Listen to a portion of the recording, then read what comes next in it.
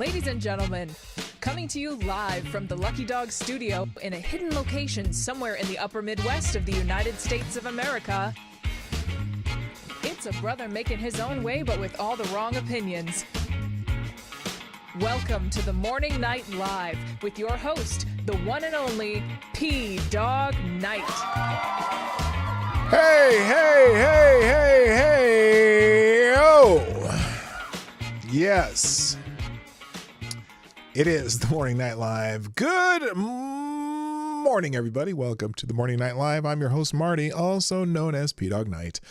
On the internet, welcome back to the P-Dog Knight channel on this Friday, the 6th of September, 2024, where the lawfare continues. Yes, there's a whole bunch of stuff going on in a couple of Donald Trump's cases, and, plus, we got the little Russia thing going on with those influencers. Oh, someone's watching my show. Thank you, Simon Wilkins. And, he's got it on the big screen, too. Damn. Love to see it. I see you. I'm happy that y'all are here. It's, I'm not as late as I was the last 2 days. That's good, right? So, Alvin gained weight. Yeah, he looks kind of, he's been eating big on this Donald Trump stuff. So anyway, welcome to the show. I'm going to say hi to everybody. It's Friday Q&A. Let me set that up too. I almost forgot to, I'm like doing stuff over here on this screen and I realized, the countdown is almost done. I almost missed it. But anyway, it is Friday Q&A day. So we will put a little section here where you can ask me anything after the I'll do it at the end of the show, obviously. And that often gets very, just interesting. Let's just say that. I know somebody had a question yesterday and Advocatus Diablo said, no, just write it down and put it in the questions tomorrow.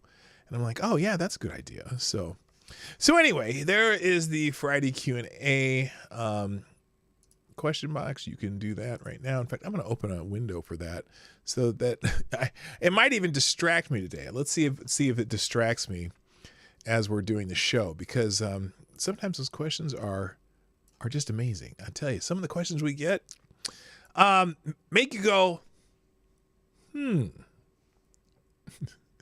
then some make you go, what the? You know what I'm about to say.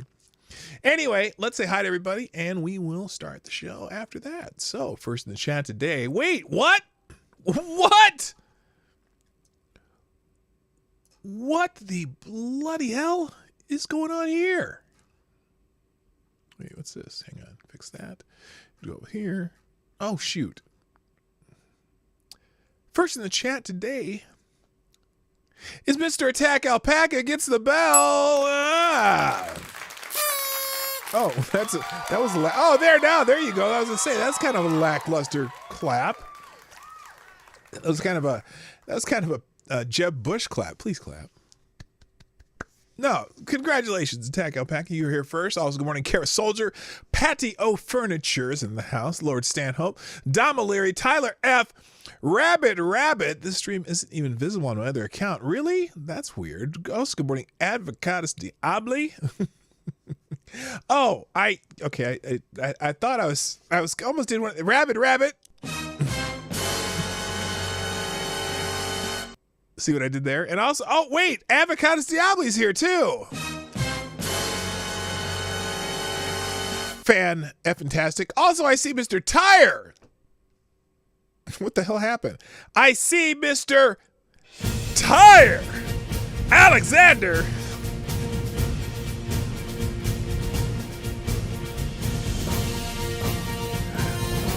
The Scourge.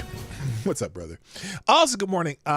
Number one is in the house. Simon Wilkins watching on the big screen at home. Good morning also to Willie Won't. Good morning, Zed the Snarky also. I figured I'd just do that.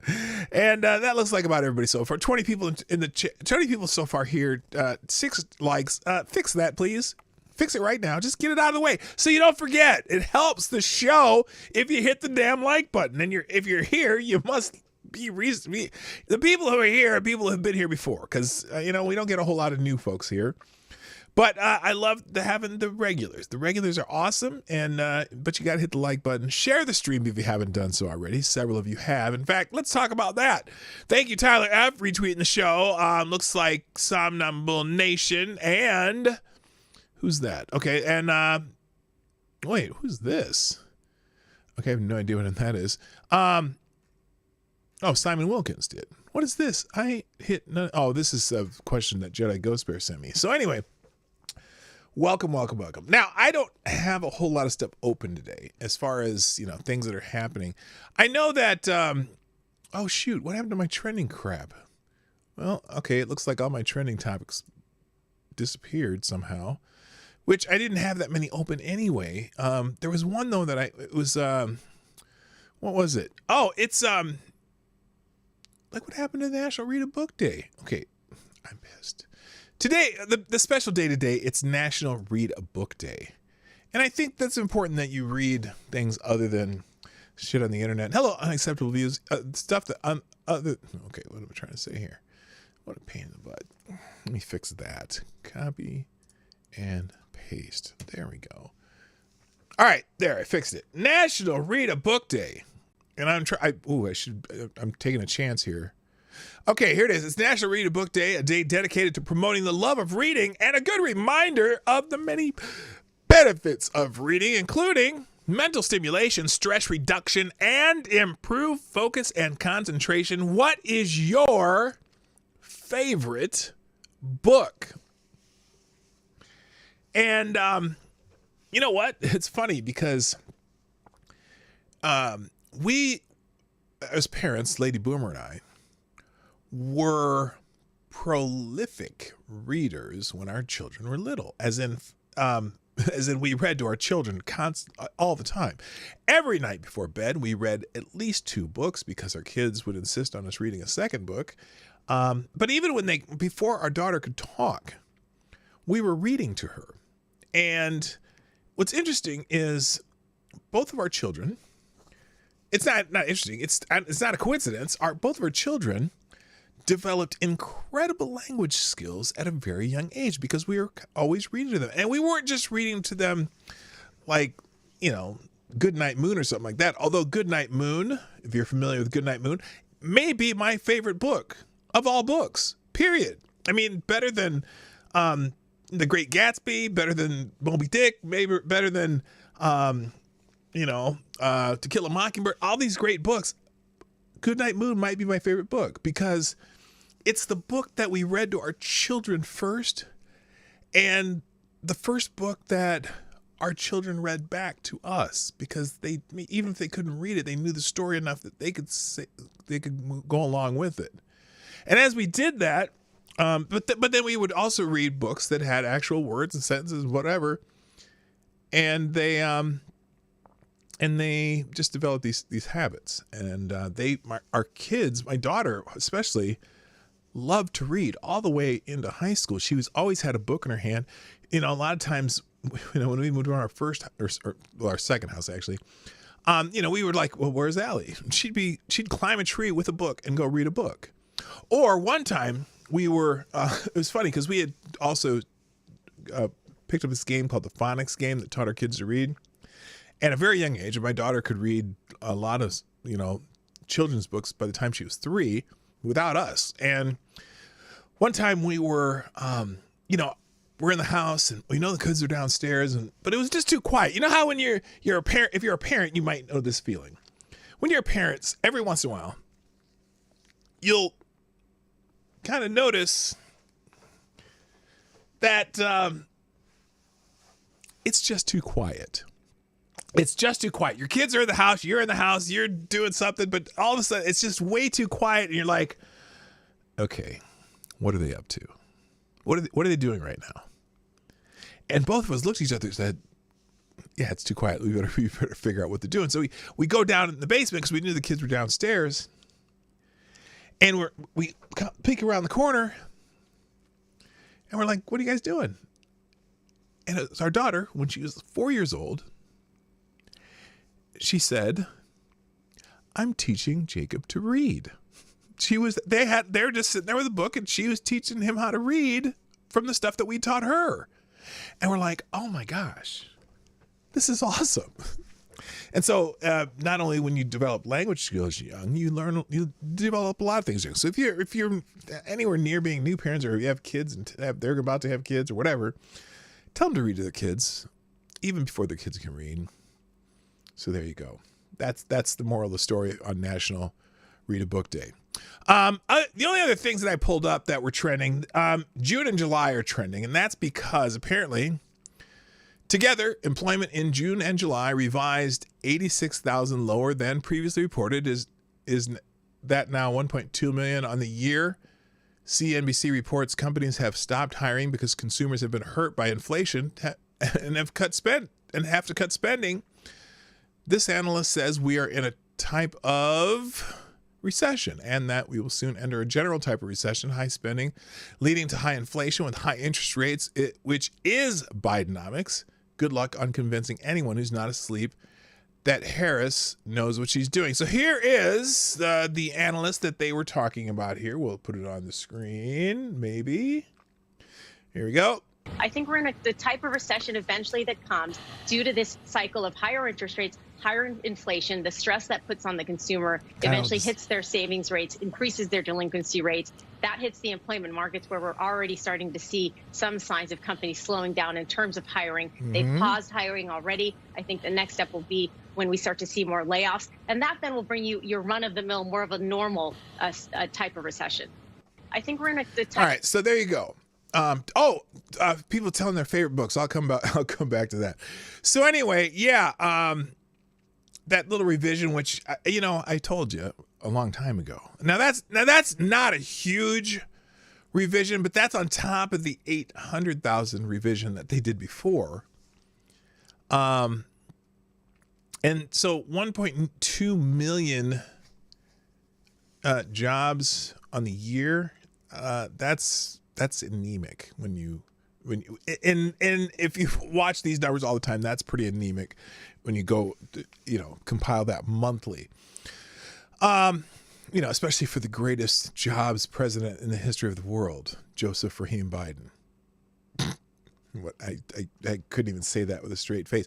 So anyway, a lot of people talking about the June and July revision. Here is another analyst at August jobs report disappoints with only 142,000 jobs added, where 161 were predicted. And that's still, June and July were revised down. So here's someone else talking about it. Should be coming across any second now. Let me check the BL. There it is.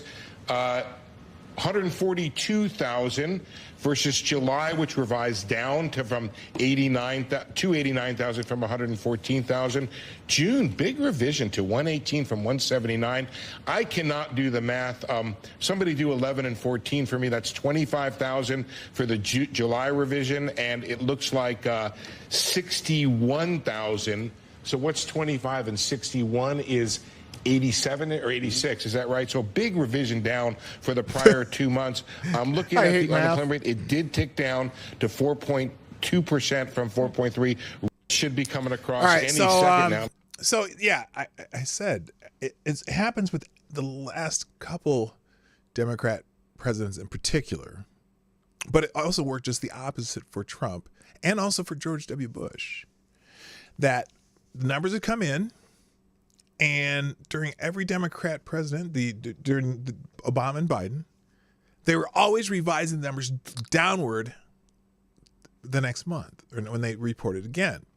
And with Trump, it was almost every single time they would post some numbers, they'd be good numbers, and then they go to the revision and they go, oh, it was even better than that.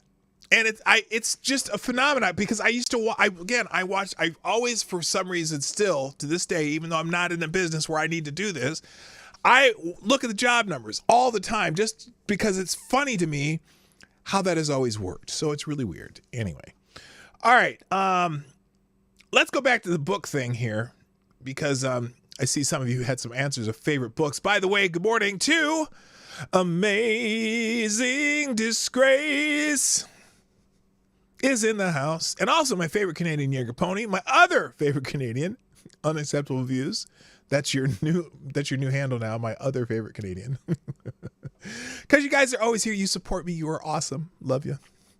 So, some people were talking about their favorite books up here. Let's see. Coffee. By the way, the coffee today. I see someone said coffee. Ahem, folks. Today's coffee is brought to you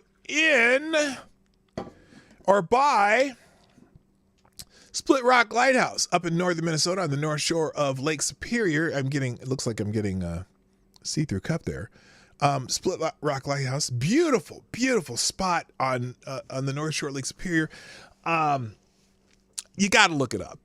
I took some beautiful photos when we were there. I think it was 2020. I think Lady Boomer and I went up there for a week, or for 4 days actually, and just went to all the waterfalls. And then we stopped at Split Rock Lighthouse. We stopped at there's an old Indian, there's a fort up there up in northern Minnesota too that we stopped at. We did a lot of stuff. We also stopped at the lighthouse at Two Harbors, went to a brewery. It was a great trip, but we went to 19 waterfalls in those 4 days too, so that was cool. But Split Rock Lighthouse is probably one of those beautiful scenic lighthouses in North America. I don't know around the world, but North America definitely. It's gorgeous. It sits up on this giant rock, especially in the fall when the fall colors are around and the sun's coming down one way or the other. I have some great pictures of it. Maybe I'll post those someday.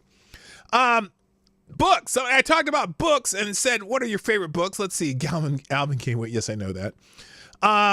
Let's see.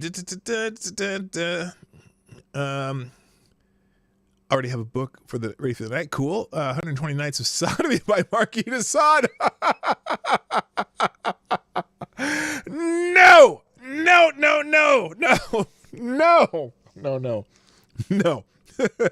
Does Penthouse Letters count? No, it does not, unless you have a compilation that's in book form. And no, I did not say copulation in book form. Favorite book series, Avalon Web of Magic by Rachel Roberts. I've not heard of that one. Goodnight Moon sucks. What? Shitty plot. It's a great plot. It means go to bed, you little fuckers. Tom Sawyer, Huckleberry Finn. That's good choices. Greatest book of all time. Hands down. Hop on Pop. Oh, yes. My kids loved Hop on Pop. And in fact, my kids love to hop on Pop. That'd be me. Let's see. I've got so many pictures that could be used as background for books. Oh, I see. The Romance of Three Kingdoms is my favorite book. Love war stories. Thank you, Tyler F. Okay. I think that's everyone who dropped a book in the chat. Let's see. If you want to be by the way, if you want to be the Streamlabs Superstar sponsor of the day, you can do that by donating to the show through the Streamlabs link that I just put at the top of the chat. That is, if you so choose to sponsor this show and keep it going and help pay the internet bill. The top donor of the day is the Streamlabs Sooners Superstar Donor of the Day. All right, moving on. Okay, this is dumb. And I get it. We only have one national anthem, but boycott the NFL is trending. And it's because they played a patriotic song prior to the game. Yes, they played the national anthem, but they also played it, Lift Every Voice and Sing. And people are upset because it has the moniker, the nickname. It's not the Black National Anthem, but it gets that nickname. And actually, when it came out, it wasn't called the Black National Anthem. It was considered a, national hymn? But, come on, can we get over this? I get it. You know, for whatever, I get some people think it's controversial, but think of it this way. It's not the Black National Anthem, one, because we have one national anthem. Two, it's just a song that was written to commemorate Abraham Lincoln. So it's a song basically for a white dude, because I know some people. I wish this wasn't so damn controversial. Boycott the NFL for this is a parody of Marjorie Taylor Greene press release. Boycott the NFL for playing the Black National Anthem. There's only one national anthem. The actual national anthem is for all Americans. It's time to boycott the NFL in oblivion. Who's with me? I'm not. I don't care. Well, first of all, I don't. I don't watch the NFL anyway. Very much. I mean, I occasionally I'll watch the Vikings if they're on. I might watch the Super. But it's just this is stupid. If you choose to boycott the NFL, cool. Way fewer morons to encounter by going to. No, I just want people to stop stressing over this. And it's not a crap song. Stop it. All of the leading black organizations refer to it as the Black National Anthem. Yeah, and they need to stop too, because it's not. I mean, it's just another song that literally. I mean, if you listen to the words, all it is about freedom and lift every voice, sing, whatever. It's a song about freedom. I get that some people want to make this a thing. I don't know. Just play ball. Yeah, there you go. Just say no to sports ball. I don't know. It's just stupid.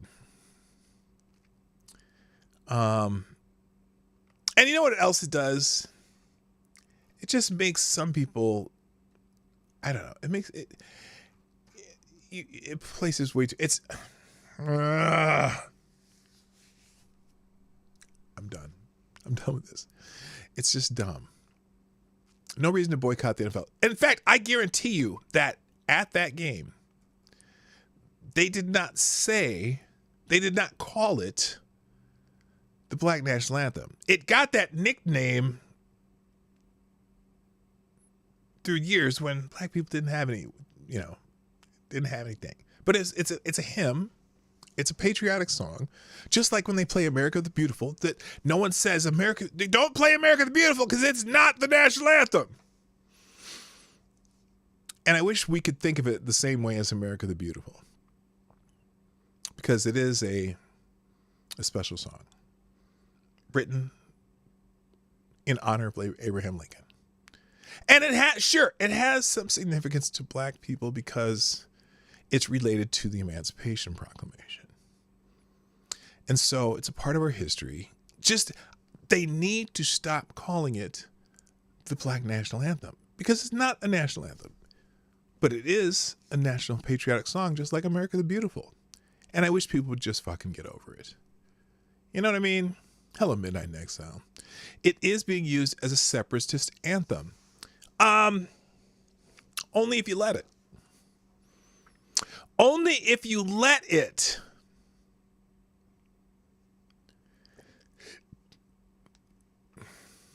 Embrace it as another American patriot song. Again, I'm going to compare it to America the Beautiful. Is America Beautiful another national anthem? No. And so there's two sides of this that I need people to stop with. One, for example, who said what do you call it? That some groups are calling it the Black National. Well, those groups need to stop calling it that because it's not. And then the people who take so great offense to it because they do that, all you're doing is playing into some shit that if the NFL is using it, someone says blatantly pandering to people who otherwise wouldn't give a rat's ass about the league. And then they're also if don't play into divisiveness. You know what I mean? Like if they're doing it to do devices, you get mad about it, you're letting them win. And so I wish people who are mad about it would embrace it. So just to get them to shut to get them to stop playing that game. That's my point. Enough about that. That's my opinion, and I'm sticking to it. All right. The only other thing I'm going to bring up that's trending is CEOs of Yelp. And, oh, good God, who gives a shit? Apparently, a bunch of CEOs are endorsing Kamala Harris. Someone named Bruce Heyman. Who is this fuckwad? Citizens enjoying the privilege of embracing all the possibilities that come with this title of former U.S. ambassador to Canada. Oh, the former U.S. ambassador to Canada is endorsing Kamala Harris. He says, I am pleased to join 88 corporate leaders endorse Harris, including CEOs of Yelp, Box, and CNBC, what? CNBC has no business endorsing a president. Yelp, Box, Snap. Oh, my daughter-in-law used to work for Snap. CEOs of Pepsi's, Lyft, Starbucks, Ford have endorsed VP Kamala Harris over Trump. This is Midas touch, so I take everything they say with a grain of salt anyway. The business community can be confident that it will have a president who wants American industries to thrive. Yeah, maybe. So anyway, that's why 88 corporate leaders have endorsed Harris. I'm going to guess that you could find 88 corporate leaders who endorsed Trump too. I'm kind of in this, where is it? I somehow all my little things got moved around here. Here you go. I'm here to tell you right now, we don't care. Well, that was soft. What the hell's going on there? Why was that so soft? Anyway, you heard it. We don't care. We don't care. All right, the one I really wanted to talk about today before I get into Q&A. Q&A, by the way, remember, today is Ask Me Anything Friday, Q&A Friday. The link's up at the top there. You can click that, and it'll give you a place to ask questions for the day. I wanted to talk a little bit about the lawfare stuff going on, and I have a few articles on that today. So let's go there. First of all, CNN legal analyst says it's troubling how close Jack Smith's Trump's case is to the election. Yeah, it's the new one.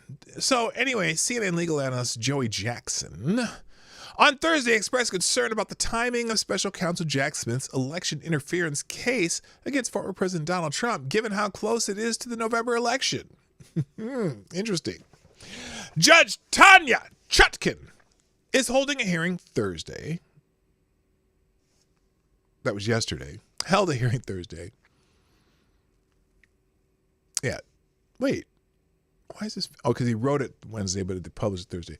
Holding a hearing Thursday in the case, the first since the Supreme Court July ruling on presidential immunity and Smith's recent superseding indictment against Trump, according to CNN. Jackson on CNN News Central told host Sarah Sidner Trump's lawyers are justified in objecting to the case proceeding because of the approaching election. So here's the clip. First of all, this case we're 60 days to the election. Donald Trump's team is saying you can't go forward with this. The timing is wrong. Did they have an argument there? So I think with that, Sarah, good morning. Good to be with you. I think with that they do, right? We want to always have a system that's looked about to be fair, to be just, and to be really locked in on the issues. Now, to that point, this is locking in on the issues to the extent that you're getting into the merits and arguments as to what's official, what's unofficial, immunity, etc. However, because of the backdrop of the election, you have to be careful. There are going to be those elements that say, oh, what suspicious timing. And it's interesting because it's hard to have these discussions about law and make them strictly about law. There's a political element that comes into it, particularly this close to the election. So you really want to make sure the American public has confidence in doing that. The proximity is a little bit troubling. Ultimately, the argument politically is that the voters will decide on this in some ways. Yes.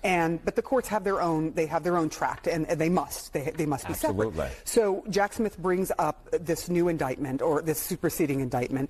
How different is it? Because there's a lot of information that has been taken out, and so a little bit of new things sort of put in. So the answer is it's not that different. They took out what they had to, according to the immunity ruling from the Supreme Court. On an update of that, so I've been reading about what happened in the court yesterday, and it seems as though Judge Chutkin has decided that she's going to somewhat ignore the Supreme Court, and she is doing everything she can to make the case go forward in the last 60 days before the election. Now, the Justice Department had a policy that they weren't going to do anything on these types of cases within 60 days of an election. And early voting starts later this month.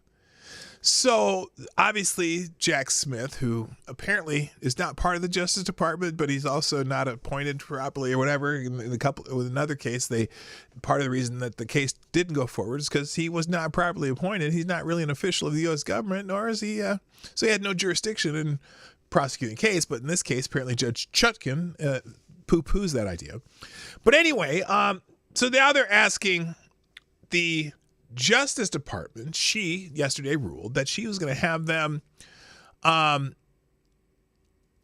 write their case out to present for the court, but there's not going to be any legal ruling because they're going to be able to put out their side of the case, and then Trump's team will be able to answer that. Now, the problem here is the deadline that she's giving them ensures that only the prosecution side of the case will be heard prior to the election, because they'll be able to make their case. They'll be able to leak any of the evidence or anything they've compiled for their case. They'll be able to present it. It'll be in the transcripts.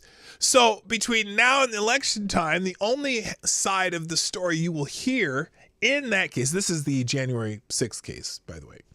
The only side of this case you will hear is the Justice Department. Now, could that possibly, in any way or form,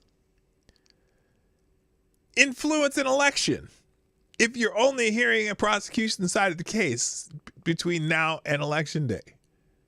That they can disseminate, she can decide what evidence can go public, which, by the way, she's not a fan of Donald Trump. She's made that clear in some of the other cases that she's held for January 6th. And they can't necessarily refute it or, cross-examine it because it's not the actual case yet. It's just their summary of what they're going to argue in the case. So you're only going to hear a prosecution side of this case, which obviously is going to be the worst case scenario, the most unfavorable information for the former president, excuse me.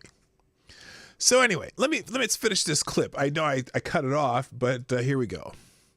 Without question, I think what he wanted to do was really focus an indictment to take it out of the actual presidential realm and put it into the campaign realm. What am I speaking about, Sarah? He's trying. I'm speaking about the notion that you want to couch and present any argument relating to the president as he was campaigning, right? This was in efforts to campaign, to forward his campaign and to really elect him as president, not presidential acts. And so I think the essence of it, when you look at the new indictment from the old one, is the manner in which they take out issues relating to the official activities and really making it relating to the campaign. And that's which they are required to do. So, for example, the idea that he would talk to his vice president about how they're going to manage the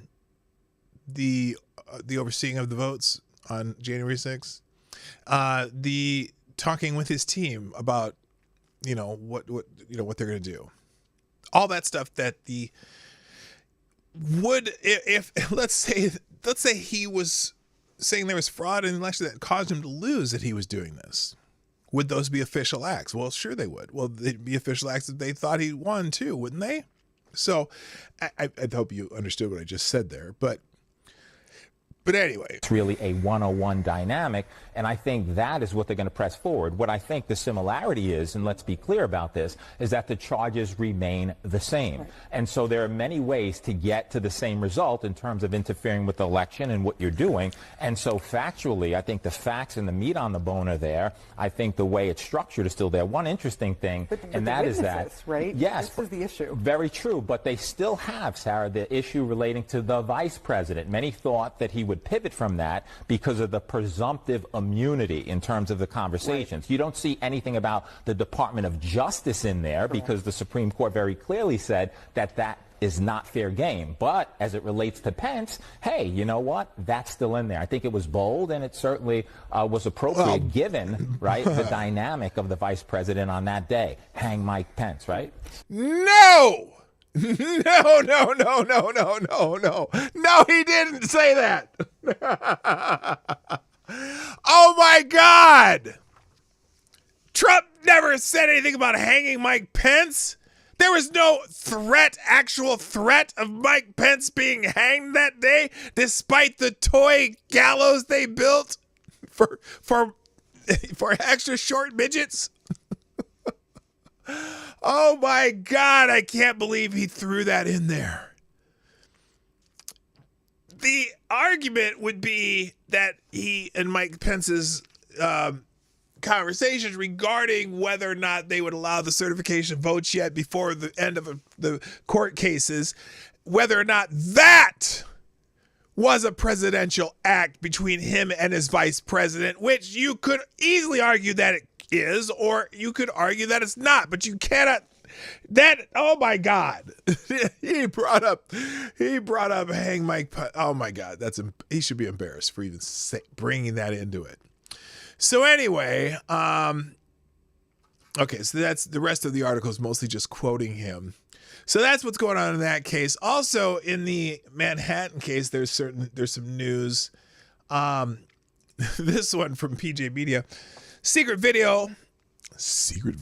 Manhattan's attorney's office spokesman says Bragg's case against Trump is nonsense. Is this the Project Veritas one, or is this the...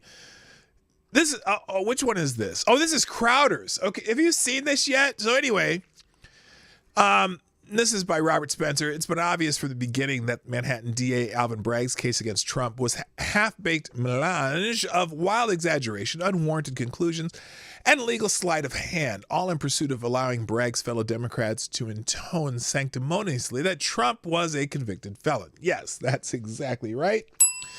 In a refreshing twist, however, now a top spokesman for Bragg's own home base, the Manhattan U.S. Attorney's Office, has admitted as much, calling Bragg's case, quote, nonsense. As of this writing on Thursday afternoon, the poor fellow is not yet looking for new employment, but he may be soon.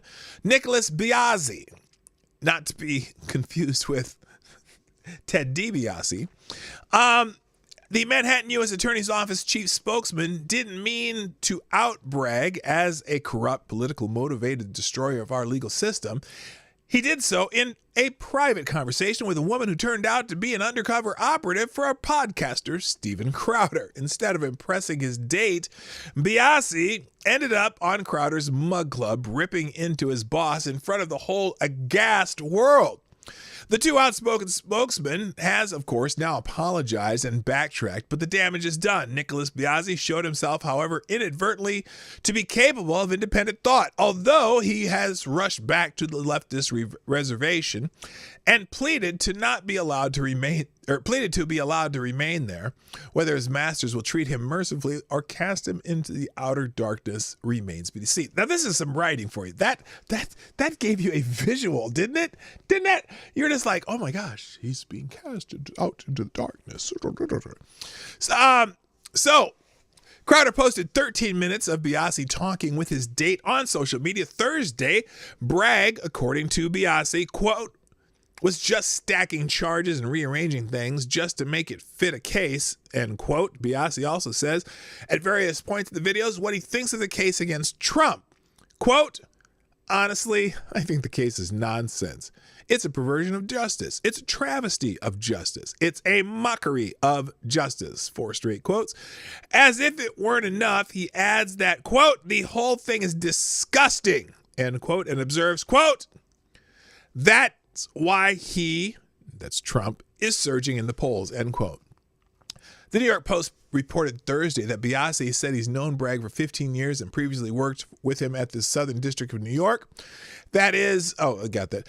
After this, however, it's unlikely that Bragg will take Biasi along to his next job, particularly since Biasi ascribed Bragg's determination to get Trump, no matter how much he had to bend the law to do it, as a manifestation of the prosecutor's overpowering ambition. Quote, he wants to be something, a mayor. I'm not sure what he wants to be, but I know he's not happy just being DA of New York County. Before he decided to prosecute Trump, did you know who he was? You do now. It's true, and while Bragg's name is more infamous than famous, he will go down in history as one of the destroyers of the republic. His legal persecution of Trump is quite popular, even taken seriously in leftist circles. He may indeed end up in some political office, but if he does, that would also be a sign of the deep illness of American body politics these days. So anyway, if you want, how long is this video? We're not going to watch a 13-minute video. But it is in the article. I strongly recommend that you watch it. The dude, I've watched this, and the dude, what's a good word? He destroys Alvin Bragg in this video, and he didn't know he was doing it. He just didn't know he was doing it. I swear he did not know he was doing it. But he pretty much rips Bragg to shreds, knowing that these are bullshit charges. All right, moving on. More on the case in New York. Excuse me, I'm not New York. Chutkin's case in Washington. This is where Chutkin laughs off the Supreme Court immunity ruling in D.C. Trump trial. So this is, again, federal judge overseeing President Donald Trump's criminal trial in Washington, D.C. scoffed at the Supreme Court's decision this summer that recognized presidential immunity for official acts in office. On Thursday, attorneys representing the ex-president objected to continued proceedings they argued ran afoul of the High Court's ruling in July. In that decision, a concurring opinion from Justice Clarence Thomas questioned the legitimacy of Jack Smith's appointment as special counsel. U.S. District Judge Eileen Cannon dismissed Trump's classified documents case brought by Smith in Florida after the former president's attorney called the special counsel's appointment illegal. D.C. District Judge Tanya Chutkin, however, said in Thursday's hearing that Cannon's argument for dismissal was not particularly persuasive, according to Politico reporter Kyle Cheney. The New York Times reported that Chutkin chuckled and slightly rolled her eyes in the courtroom Thursday when Trump's attorney argued the Supreme Court was crystal clear in rulings on immunity. Trump's legal team had previously petitioned to remove the Obama-appointed judge from the case over her prejudicial statements against the former president and his supporters, particularly in rulings related to the Capitol riot on January 6, 2021. Chutkin, however, denied requests to recuse herself from the case and allowed the prosecution to proceed outside of the nation's capital. So, Smith filed the updated indictment against Trump last week after a series of Supreme Court decisions this summer threatened to derail the entire prosecution. In June, the 9-justice panel knocked down 2 of the 4 charges brought against Trump in the D.C. District Court by ruling the Department of Justice had used an overly broad interpretation of the 2002 law related to the obstruction of an official proceeding.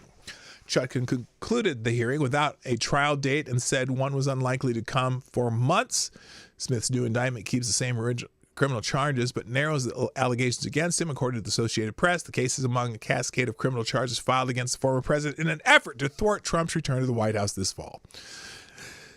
And that's probably the biggest part. How did they word this? The case is among a cascade of criminal charges filed against the former president in an effort to thwart Trump's return to the White House this fall.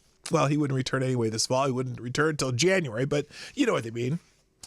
And only 1 out of the 4 trials, however, has reached a criminal conviction so far. In May, a Manhattan jury unanimously voted to find Trump guilty on all 34 felony charges. That's the Alvin Bragg case. We know about that. All right, there you go. I'm going to go to Q&A here shortly, but good morning, Zed the Snarky. Good morning, Linda Hunter. Nice to have you here. Welcome. Hit the like button, share the stream. Wait, have a great weekend, Patriots. I'm not nocturnal like the wildlife. Well, you're going to sleep on me? What's that? That's terrible. Okay. No, it's not terrible. You get some sleep and I hope you have good rest. Oh, is that because you're down under? Or something like that. Okay, we already did this one. Never mind, skip that. And then again, this is the second one. This is in MRC TV. It's basically the same article about Steven Crowder's undercover person talking to this name's Biasi, as opposed to DiBiase, not the $1 Million Man, but The hell, what's his name? Nicholas Biasi. So there you go. All right. Let's see. Oh, here we go. And then finally, just a little more on the new version of Russiagate in the Daily Wire. This is interesting because they call it Russiagate 2, Kamala's Revenge, and this is written by Ben Shapiro himself. And I don't have a good Ben Shapiro imitation. I don't know because I just talk like this and I have no idea. The shine of Kamala Harris is wearing off fast. People forget that the first weeks of her 2019 campaign were a total disaster, and it took for a few weeks for the shine to wear off. But now it's wearing off, and so Democrats are activating Operation Russiagate 2. The Biden-Harris administration is making noise about Russia interfering in our elections. Again, yesterday, Attorney General Merrick Garland announced indictments and seizures of internet domains related to Russian interference in the election. But here's the thing. Various powers are trying to interfere in American elections. That's just a reality. China has repeatedly attempted to interfere in American elections. Iran is attempting to interfere in American elections. So it's not a surprise that Russia will try to interfere in the American election. The difference is that when China does it, it's not a national news story. But when Iran does it, it is buried. But when it's Russia. The basic idea is that Russia is going to intervene in the election in such a deep and nefarious way that everyone will be deceived. Oh, wait, this is a exclusive. Hang on a second. I don't know if this is going to work, but we're going to try it. Hang on a second. Copy.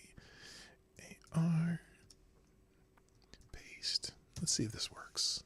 It may or may not.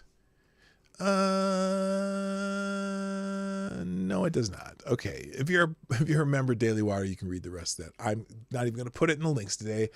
F you, Daily Wire.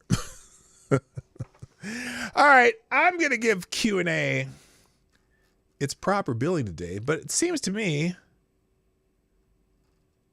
that the Q&A is a little light today. Or is it just that no one's asking? Is anyone asking questions? Let me just see some here.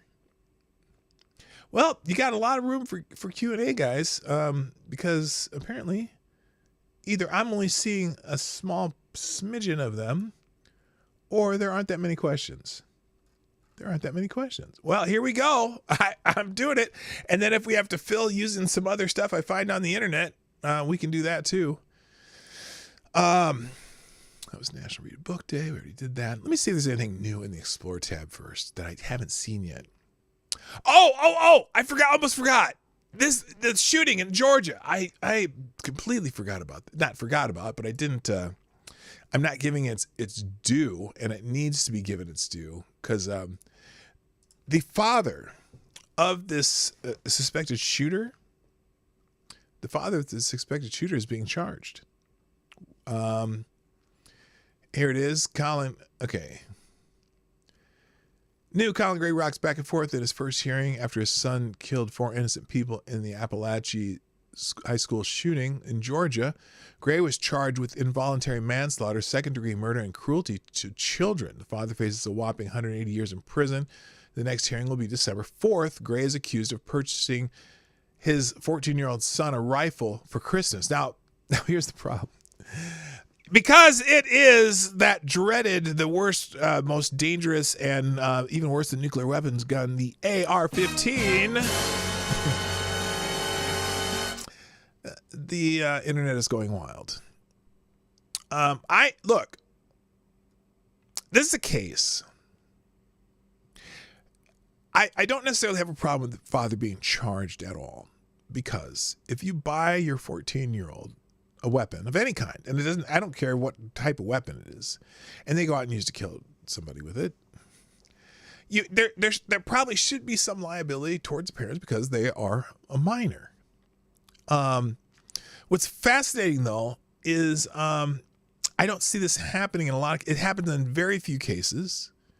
Like, for example, the one in Nashville, I don't recall the parents being charged in that case, but the reason in this case in particular, because in that case, I believe the offspring person, because I don't even know what to call hail. The offspring person didn't take the gun like on their. It wasn't their own gun. They took a relative's gun. In this case, this was the kid's gun. So the 14-year-old high school shooting suspect appears in court for the first time after the shooting this week. Left 2 students and a teacher dead. That's just happened. Colin Gray, the father of the Georgia school shooter, has been arrested along with his son Colt. If the allegations are accurate, the father is even more guilty than his son, who pulled the trigger and killed 4 teachers and wounded 7 others, including 6 children. The genesis of this school shooting started the day Colt was born, when his parents chose to name him after the famous Colt handgun. Wait, now this is obviously internet editorial, so let's just hear it out. That's interesting. Good morning, Select Boy. Your life makes me sad. Yeah, boy. I pressed the wrong button, obviously. The genesis of the school shooting started the day Colt was born, when his parents chose to name him after a famous Colt handgun. That shows his father is obsessed with weapons and passed that along to his newborn child. Well, that's last year, after Georgia officers confronted Colt about online threats. How did his father respond? He bought his then 13-year-old son his very own AR-15 style rifle that he would use for the shooting. That's weird. This is one of those, the FBI knew about the kid doing threats. And then dad buys him a gun, or buys the kid a gun. Giving the troubled 13-year-old a weapon of war.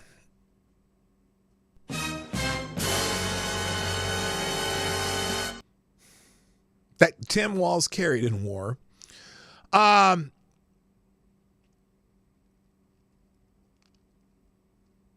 That is the evidence of guilt by giving a troubled 13-year-old a weapon of war and the permission to use it without supervision. The gun fetish is strong in Georgia. In the nearby congressional district, MAGA Republicans and weapons dealer Andrew Klein passes out AR-15 pins to his fellow Republican gun fetishists in response to each school or mass shooting. Does he now? Is that what he does? That is the root of the problem. Republicans worship guns over people. Unless Republicans lose their power and end the worship of guns at the NRA, these shootings will continue. Then why is it 90% like Democrat-style people who do these shootings? Who knows about that? But anyway, the problem is he bought the kid a gun after the FBI or authorities came and investigated the kid for making threats to do a school shooting. So in this case, it makes perfect sense that the father is being charged. So here it is, breaking. Georgia school shooter Colt Gray and his father appeared in court. The 14-year-old will not face the death penalty for killing 4 people at his high school.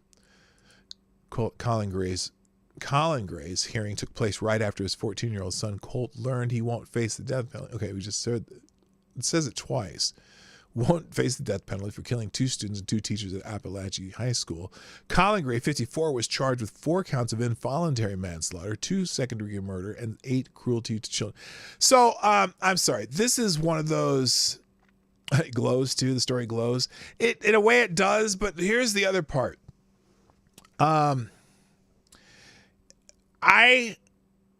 This is an irresponsible parent, in my opinion. The FBI comes or the authorities come and say your child has been making online threats. You buy him an AR-15 style rifle. You buy him a rifle and allow a 14-year-old to use it unsupervised. Oh, no, not in my house. I have no problem with taking your 14-year-old with you to go hunting, or if they have a weapon, you lock it up, and here's when we can use it. We can go to the range, and we're going to lock it up at the end. You're not going to use it irresponsibly. You're not going to go shoot birds off of electrical wires. You're not going to go shoot, squirrels in the in the backyard. You're not going to use this gun without my supervision until you're old enough to be responsible with the weapon. And you're definitely not going to have access to it when I'm not around. It's a dangerous thing. You need to learn weapon safety, and you're not going to go shoot a bunch of people with it.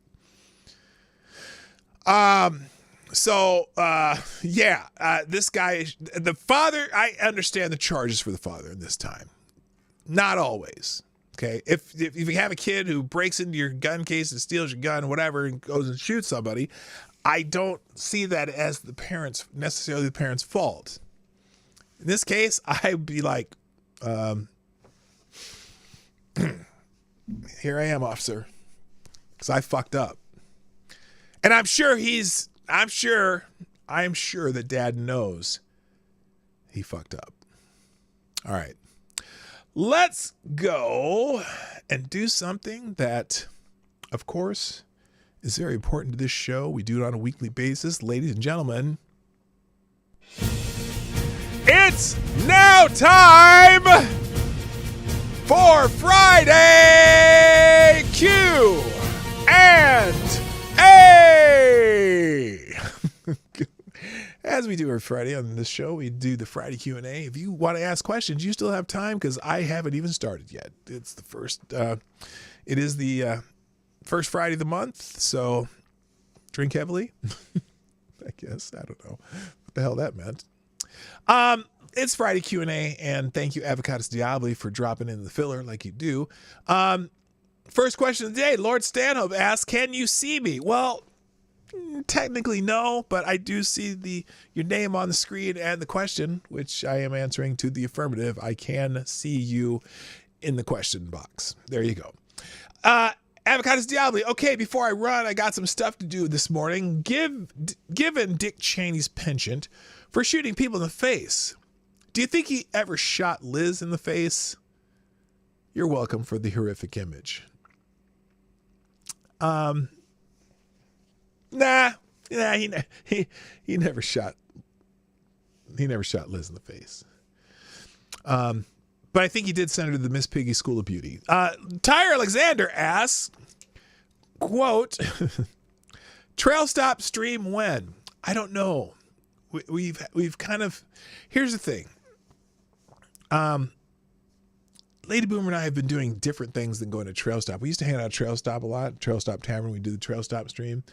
But lately we've been, especially in the summer, we daycation a lot. So we go to towns here and there, random places, and just see what's cool in them. And it's kind of fun. Or we'll go to a state park we've never been to, or we'll go find a waterfall we've never seen, or we've been traveling on the weekends rather than doing Trail Stop streams. Last week we were at the okay, I didn't understand the question. Wait, I understood the question. Oh, Nest. Wait. ED? Is that a ew question? Ew? Never mind. So yeah, no, we don't. So we, in the winter we might start doing Trail Stop again, and if we do that, we will do a Trail Stop stream. So there you go. Tyre Alexander asks, Captain Planet is putting together a team to give rings to. Which ring do you want?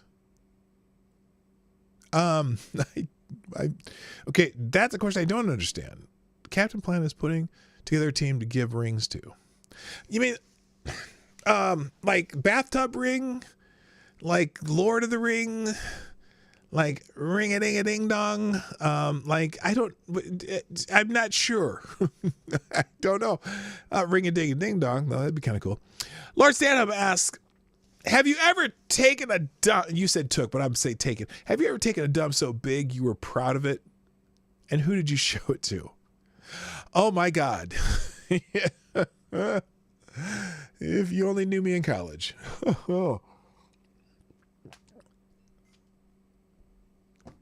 Yes, I think every human male on the planet may have done that once or twice. And it was probably my best friend, because we used to laugh about taking giant dumps all the time. Or he might have been my roommate at the time. I don't know. But I'm like, oh my God, you got to see this. Yes, I have done that. I am not proud, but it's what guys do. Lord Stanhope asks, what food in you causes the worst smelling farts? Oh, in your humble opinion. That's what it is. What food in your humble opinion causes the worst smelling farts? I guess like cabbage, Brussels sprouts, things in that family, maybe. That's the only thing I can think of off the top of my head. It's not beans. Beans just make you fart, but they don't cause the worst smelling farts. I would say Brussels sprouts in particular. Lord Stanhope, by solely using pantomime and blinking, can you reenact the tensest moments in the siege of Stalingrad? There. That's all I'm going to do. I got to do it quick. Lord Stanhope, hungry caterpillar, or brown bear, what do you see? Hungry caterpillar. That was another one of my kids' favorite book when we were doing the reading for kids. Let's see here. Lord Stanhope asks, which ability is a better deal? Being able to taste colors or being able to smell sound?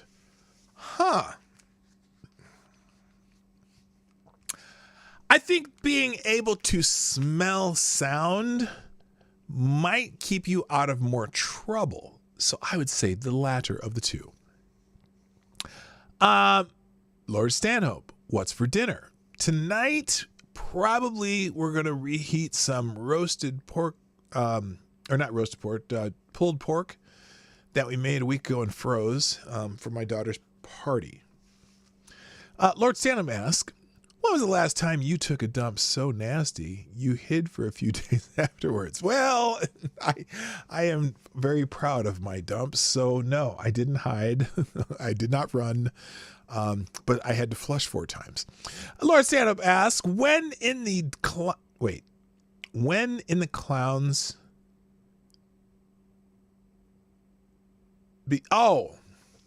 when Send in the Clowns becomes the new national anthem, should we use Frank Sinatra's, Judy Collins, or Barbra Streisand's? Well, if that happens, we won't have a choice. It probably will automatically be Barbra Streisand's, because if they if they make that the national anthem, it'll be some real weird libtard who's caused it. Lord Stanhope, where is the best place to sit on a plane that's being shot down? The ejector seat with the parachute. Okay, there we go. Lord Stanhope asks, what's the best car to drive off a cliff in? You know what? I noticed this question earlier when I opened the Q&A box here, and I had some time to think about it, and it'd be a 1971 Ford, Galaxy wagon Woodside. That would be the best car to drive off a cliff. That would be by far the best. Lord Stanhope asks, what is the best train car to sit in as it derails? The one that they forgot to couple to the rest of the cars and is still sitting in the train station. That's the one. Lord Stanhope asks, if you could gift the entire nation of Canada to someone, who would it be? And would it be a curse or a blessing? Well, I would have to split it between my friends Jaeger Pony and Unacceptable Views. And of course it would be a blessing, because then no longer would Justin Trudeau be the prime minister. Lord Stanhope asks, who in your opinion is the sexiest character in Peppa Pig? Sorry, I have never seen anything related to Peppa Pig other than a picture of Peppa Pig itself. So I have no fucking idea. Lord Stanhope asks, which serial killer had the best manifesto? It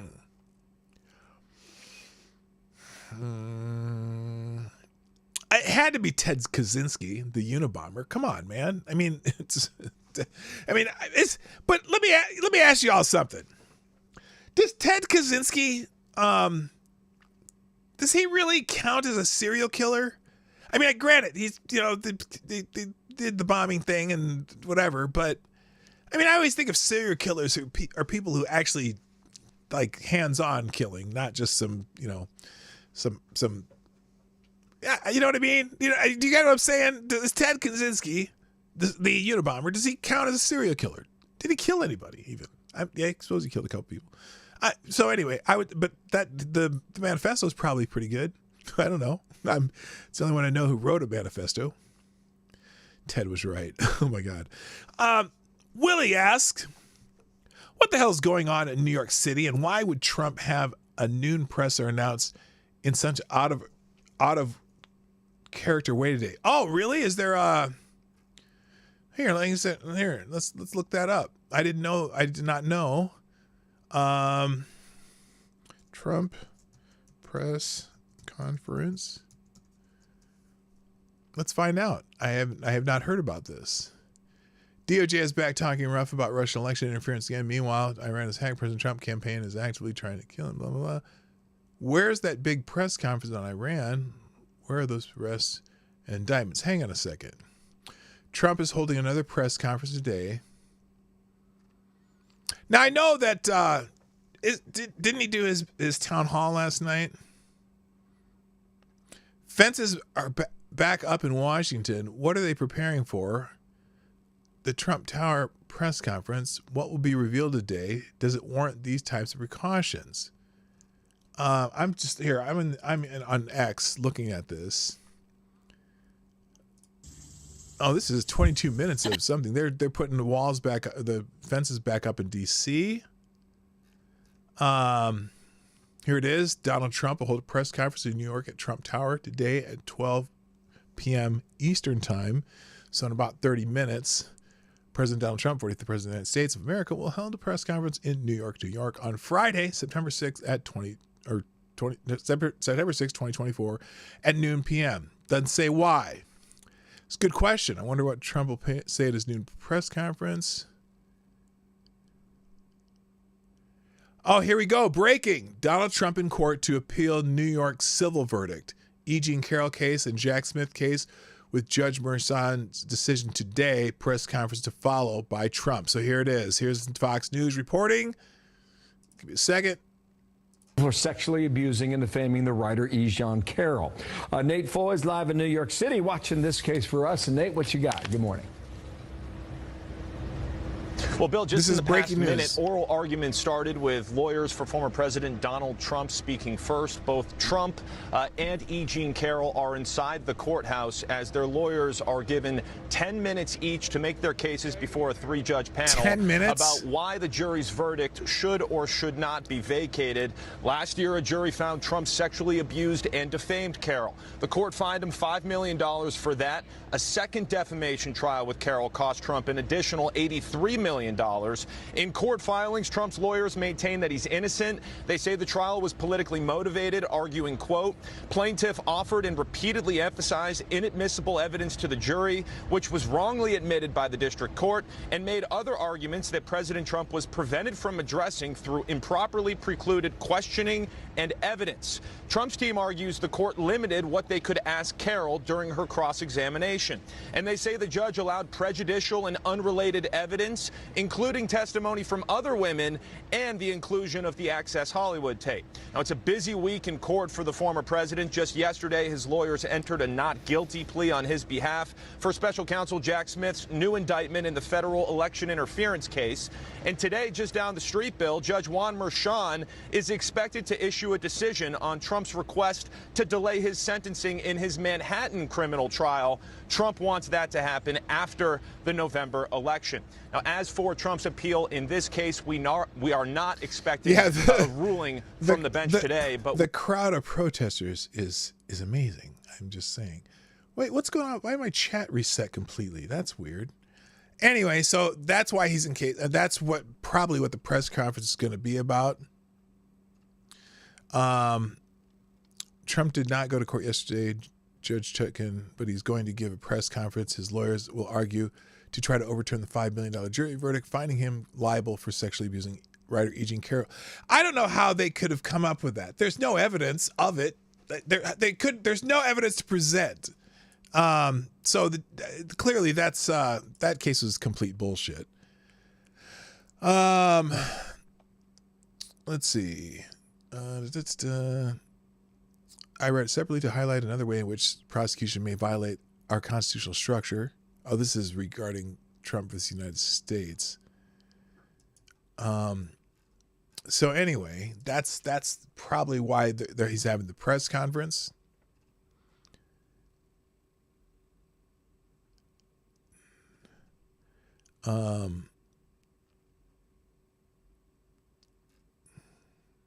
Okay, so we don't have any more on that. Thanks for the question there. Lord Stanhope asks, could you cover King Crimson's Court of the Crimson King by farting? No.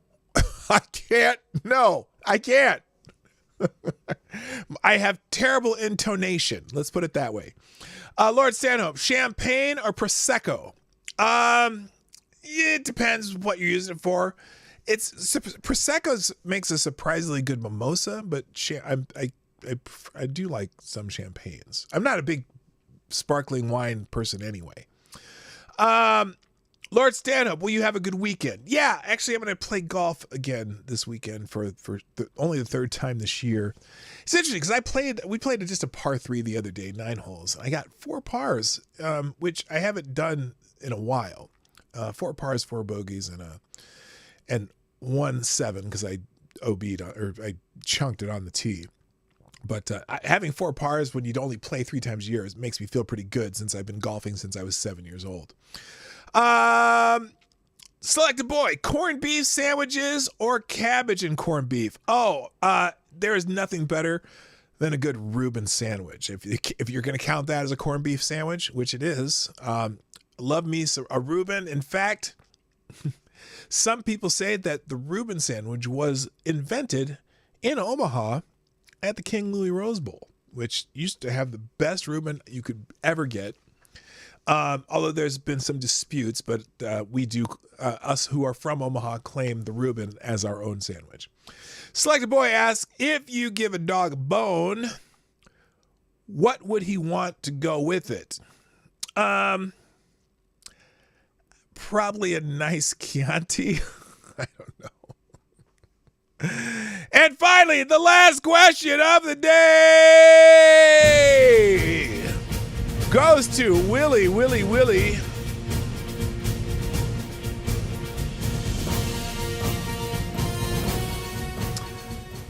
Who says, follow up to my question earlier. The New York City thing. National Guard, FBI raiding city officials, confiscating phones. What? Okay, wait a minute. I did not see that part. Hang on a sec. Let's look that up now. New York. What is it? FBI confiscating.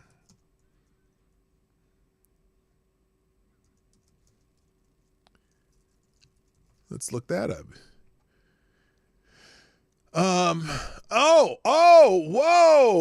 I know what this is, I think. Here it is. Breaking. The FBI has reportedly executed a search warrant and seized the cell phones of the New York Police Department commissioner, as well as several other high-ranking officials per New York One. Something massive is happening in New York City. This comes just hours after top aides of Mayor Eric Adams had their homes raided by the feds. What is going on here? Okay. Of course, someone here. First, the first reply, the feds are just as corrupt as Mayor Adams. Yeah. There we go. Interesting. Let's see. Let's scroll down. Let's see. The FBI sees cell phone in New York Police Commissioner. What's going on? Okay. That's the same story. Everyone's repeating it.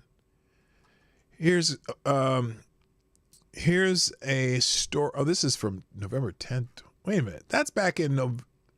That's a long time ago. So the Barron's one is old reporting.